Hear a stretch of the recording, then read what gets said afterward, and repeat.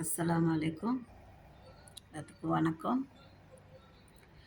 லப்பருக்கும் பென்சிலுக்குமே எவ்வளோ ஒரு ஒற்றுமை இருக்குது தெரியுமா? இது யாருக்காவது தெரியுமா? பென்சில் வந்து பிழையா எழுதிக்கிட்டே போகிறப்போ இந்த லப்பருன்ற ஒரு லப்பர் வந்து பின்னாடி அழிச்சிக்கிட்டே போகும். அப்போ பென்சில் கேட்டுச்சான் லப்பரை பார்த்து, நீ தேஞ்சு போயிட்டேன்னு. அதுக்கு லப்பர் சொல்லிச்சான், எப்பா நீ எழுதுறத திருத்தமாக எழுதுனீன்னா நான் ஏப்பா தேஞ்சு போகிறேன், எழுதுறத திருத்தமாக எழுது, நான் தேயாமல் இருப்பேன்னு. அது மாதிரி தான் நம்ம தாய் தகப்பன். நம்ம சின்ன பிள்ளையில நம்ம ஏதாவது தப்பு செஞ்சாலும் அந்த தாய் தகப்பன் வந்து அந்த இதை லப்பர் மாதிரி அவங்க அழிச்சிட்டு நம்ம நல்ல வழிக்கு நல்ல படிப்பு வர்ற வரதிலும் அவங்க வந்து நம்மளை பின்தொடர்ந்து வந்துக்கிட்டே இருப்பாங்க. அதான் லப்பர் என்ன. அதனால் இப்போ சொல்கிறப்போ பிள்ளைங்களுக்கு வந்து கசப்பாக இருக்கும், ஆனால் அது பின்னாடி இனிப்பாக இருக்கும். நெல்லிக்காய் சாப்பிட்றப்போ தான் கசக்கும், அதை சாப்பிட்டுட்டு தண்ணி குடிச்சிங்கன்னா இனிப்பாக இருக்கும். அது மாதிரி தான் பெற்றவங்க சொல்கிறப்போ கசப்பாக இருக்கும், அதை படிப்பு முடித்த பிற்பாடு அதோட சுகம் இருக்குது பாரு, அப்போ இனிப்பாக இருக்கும். இன்ஷா அல்லாஹ். அதே மாதிரி சொந்த இவங்க அத்தை, மாமா, பாட்டன், தாத்தா எல்லாம் இருப்பாங்க. அவங்களெல்லாம் சொல்லி வளங்க. ஏன்னா இப்போ இருக்கிறவங்களுக்கெல்லாம் பாட்டி, தாத்தான்னா யாருன்னே தெரிய மாட்டுது. அத்தையா? ஓ அப்படியா இருந்துங்க. பாட்டி, தாத்தா யாரு அதுங்களுக்கு நெனப்பும் இருக்கிறதில்ல, நீங்களும் சொல்லியும் வளர்க்குறதில்ல. இன்ஷா அல்லாஹ். பாட்டி, தாத்தாவோட அருமை பிள்ளைங்களுக்கும் காமிச்சு கொடுங்க.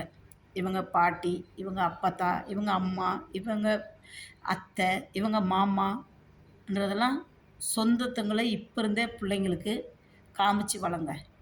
இல்லைன்னா அதுங்களுக்கு சொந்தமும் தெரியறதில்ல, ஒரு இதுவும் தெரியறதில்ல.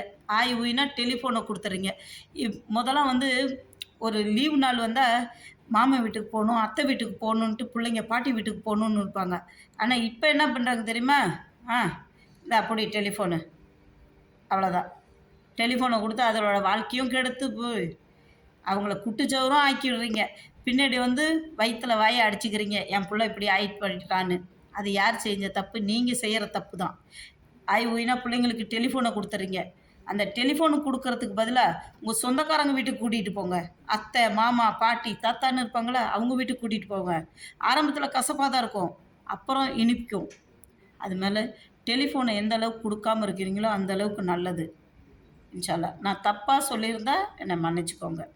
எனக்கு தெரிஞ்சதை நான் சொல்கிறேன். ஏன்னா எங்கள் குடும்பத்தில் அப்படி இருக்காங்க. 10th படித்த பிள்ளைங்க ஃபெயில் ஆகி போய் கிடக்கு. ஏன்? பாட்டி, தாத்தா, அத்தை, மாமான்ற உறவெல்லாம் விட்டு போச்சு.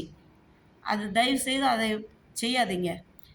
இனிமேல் வர்ற காலத்துக்காவது பாட்டி, தாத்தா, அத்தை வீடு, மாமன் வீடுன்னு 4 வீட்டுக்கு கொண்டு காமிங்க. சொந்தம், இவங்க நம்ம சொந்தம்னுட்டு. இப்போ எல்லாம் டெலிஃபோன் தான் உங்களுக்கு சொந்தம். ஆய்வுனா டெலிஃபோன்லேயே சொந்தத்தை முடிச்சுக்கிறீங்க. தயவுசெய்து அது வேண்டாம். சொந்தம் பந்தம் எல்லாத்தையும் காமிச்சு வளங்க. இப்போ கசப்பாக இருந்தாலும் பின்னாடி அவங்களுக்கு இனிப்பாக இருக்கும். இன்ஷா அல்லாஹ். தப்பாக பேசியிருந்தால் என்னை மன்னிச்சுக்கோங்க.